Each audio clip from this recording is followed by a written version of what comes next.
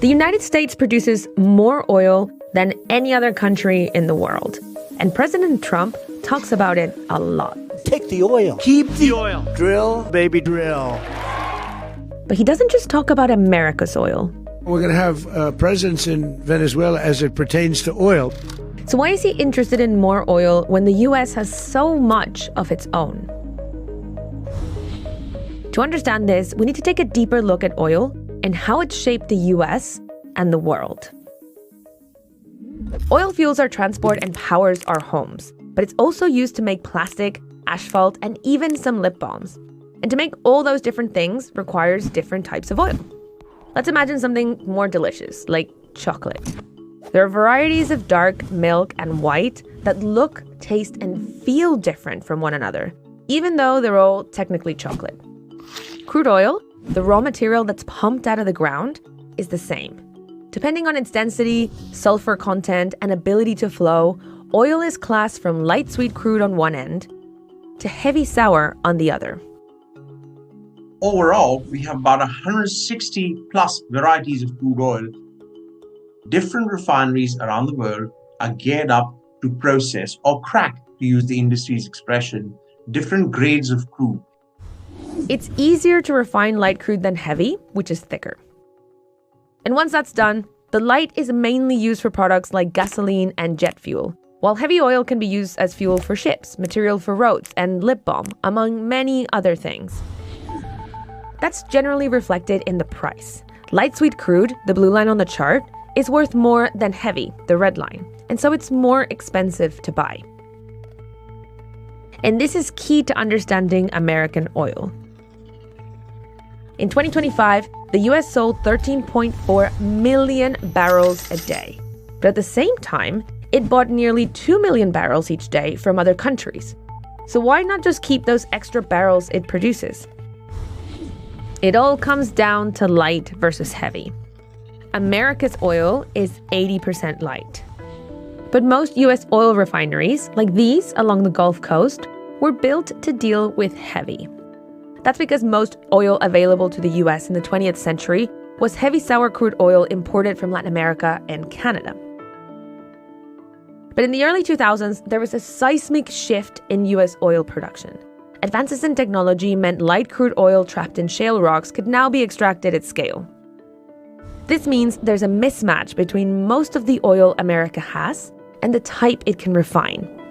Once a refinery has been built, it's very difficult to change it, and it requires millions and millions of dollars worth of investment. It's not worth doing that because, as we saw on this graph, America can sell its light crude for more and buy heavy for less.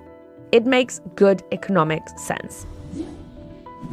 So let's look at the top 10 countries with the biggest oil reserves. Many are known to extract heavy crude. 3 of them, Venezuela, Iran, and Russia, are currently under sanctions by the United States.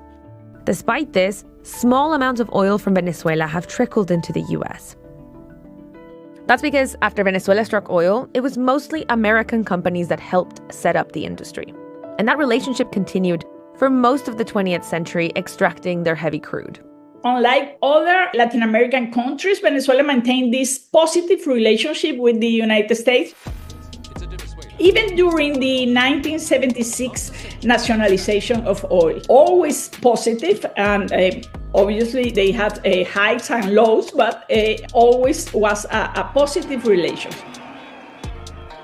But the turning point was when socialist leader Hugo Chavez came to power in 1999.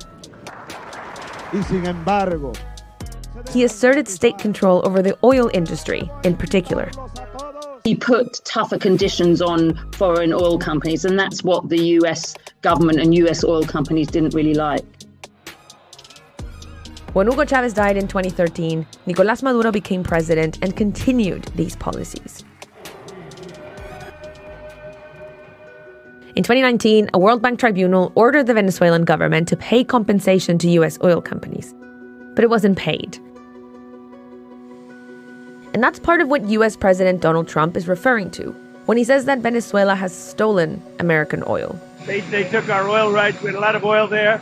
As you know, they threw our companies out, and we want it back.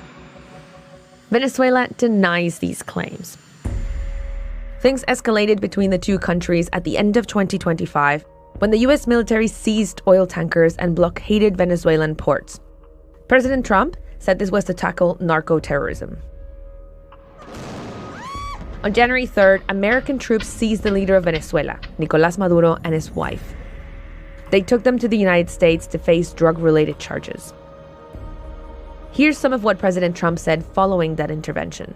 We'll have the greatest oil companies in the world go in and invest billions and billions of dollars and take out money, use that money in Venezuela, and the biggest beneficiary are going to be the people of Venezuela.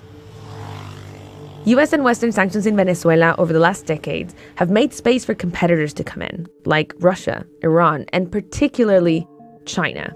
China has become a very important trade partner of not just Venezuela, but of most South American countries. And in particular, it's been buying raw materials, oil, copper, soya, all sorts of natural resources. China has been buying around 90% of Venezuela's oil and is a key trading partner. And it's this sort of influence that the Trump administration wants to stop. Well, we want safety there. We want to be surrounded by countries that aren't housing all of our enemies all over the world. When it comes to Venezuela's oil, things aren't going to change quickly. Despite Venezuela having the biggest known reserves, around 303 billion barrels, it exports fewer than 1 million barrels a day. That's because of sanctions and decades of underfunding and mismanagement. The infrastructure has to be, in some cases, believe it or not, rebuilt from scratch, looking at a 3 to 4 year window before any Venezuelan crude in meaningful volumes happens. And while there's a push to use more renewable energy in the face of growing climate change concerns, oil still plays a crucial role in the global order. The oil industry over the last century or so has been an immense source of wealth. It's a multi-trillion-dollar industry which has transformed the fortunes of nations overnight.